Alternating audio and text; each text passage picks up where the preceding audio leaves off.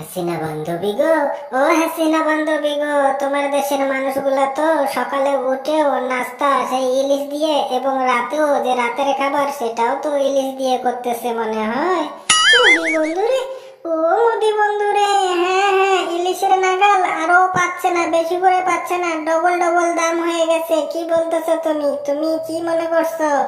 হ্যাঁ হাসিনা বান্ধবী, আমি তো ভাবতেছি আমাকে এবার তো ইলিশ পাঠাও নাই, তাই তো তোমার তো দেশে তো একদম পানির দামে ইলিশ লোকজন খুবই খাচ্ছে। মোদি বন্ধুরে, ও মোদি বন্ধুরে, বাস্তব অনেক কঠিন, মানুষ ভাবছে তাই। ঠিক আছে, জেলেরা মাছ ধরে ধরে এই যে মানুষগুলাকে, আম আদমিকে এমনি এমনি খাওয়াবে, ফ্রিতে খাওয়াবে, 200-300 টাকাতে খাওয়াবে। কি সুবিধা পেয়েছিল, ভেবেছিল একদম ইলিশ একদম সস্তাতে পাবো, এখন মজা পাক।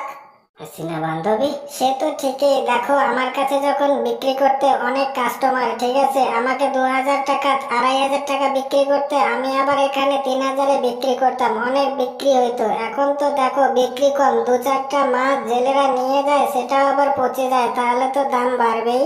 মোদি বন্ধুরে, ও মোদি বন্ধুরে, হ্যাঁ এটা তো বাস্তব কথা।